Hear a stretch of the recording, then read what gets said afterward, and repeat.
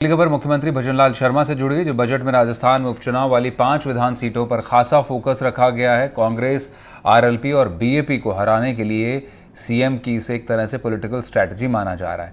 5 विधानसभा जो उपचुनाव हैं उनके लिए बड़ी घोषणाएं की गई हैं, जिन सीटों में दौसा, झुंझुनू, देवली उनियारा, खींवसर, चौरासी शामिल है और इन सभी सीटों पर कांग्रेस और उनके गठबंधन के सहयोगी जीत कर आए हैं। लोकसभा चुनाव में और विधानसभा चुनाव में भी कमोबेश ये सीटें ज़्यादातर उनके पास रही हैं। बजट में इन सीटों को ध्यान रखते हुए घोषणा हुई हैं। विकास कार्यों पर भी काफ़ी प्रावधान किए गए हैं। इनमें अगर सीटों की बात करें, झुंझुनू के लिए यमुना जल की सौगात है, सोलर पार्क है, बाईपास है। वहीं स्वतंत्रता सेनानियों को जो राशि मिलती है 50,000 से बढ़ाकर 60,000 रुपये की गई है। 84 जो सीट है उसमें वन अधिकारी के तहत पट्टी दिए जाने की घोषणा हुई है। जनजाति विकास कार्यों में 75 करोड़ रुपए दिए गए हैं।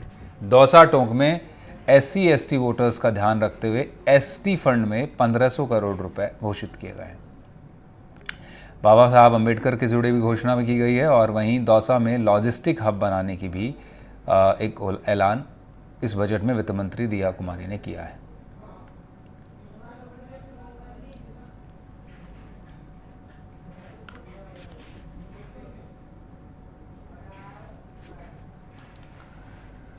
तो 11 जुलाई विश्व जनसंख्या दिवस होता है। इस मौके पर गुरुवार को जयपुर के चिकित्सा विभाग की ओर से आयोजित राज्य स्तरीय सम्मान समारोह का आयोजन किया गया। इसमें सीएम भजनलाल शर्मा और चिकित्सा मंत्री गजेंद्र खींवसर ने जनसंख्या पर रोकथाम को लेकर काम करने वाले संस्थानों और लोगों को सम्मानित किया। इसी के साथ सीएम ने कहा कि एक समुदाय है जो जनसंख्या से जुड़ी बातें नहीं समझ पा रहा है, किस तरह से बढ़ोतरी हो रही जनसंख्या में उसे रोकना ज़रूरी है।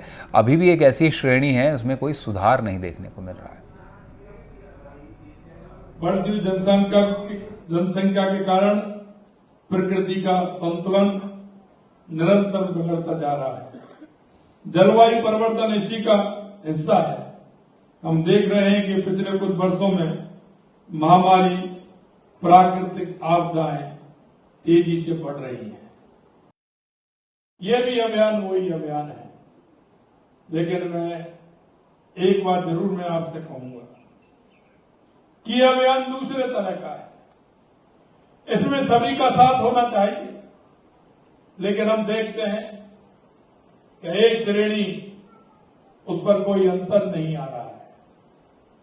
लगातार जनसंख्या का प्रेशर बढ़ते हुए भी उसमें सुधार नहीं हो रहा है। हमें ऐसे लोगों को भी एक जन जागरण के माध्यम से उनको भी बताना चाहिए। और सीएम भजनलाल शर्मा के इस बयान का बीजेपी के नेताओं की तरफ से भी समर्थन देखने को मिल रहा है। जोगेश्वर गर्ग ने कहा है कि सीएम ने जो कहा वो बिल्कुल सही है। दुनिया में एक समुदाय विशेष की वजह से अशांति का माहौल है और इसी वजह से आबादी नियंत्रण नहीं हो पा रही। मेरी राय में इस मुद्दे को सिर्फ भारत के परिप्रेक्ष्य में देखने से ही काम नहीं चलेगा। आप दुनिया के सारे देशों के बारे में जानकारी कर लीजिए। अमेरिका, इंग्लैंड, फ्रांस, जर्मनी जैसे विकसित देशों के बारे में जानकारी प्राप्त कर लीजिए। जहाँ जहाँ एक समुदाय विशेष की आबादी बढ़ती है, वहाँ वहाँ समस्याएं क्यों पैदा होती है, वहाँ वहाँ अलगाववाद क्यों पैदा होता है, वहाँ वहाँ दुराव भेदभाव क्यों पैदा होता है, इस पर पूरी दुनिया को चिंतन करना चाहिए और सिर्फ भारत को नहीं, सारी दुनिया के तमाम देशों को मिलकर इस बारे में एक सामूहिक रणनीति बनानी चाहिए और इस समस्या का निपटारा करना चाहिए।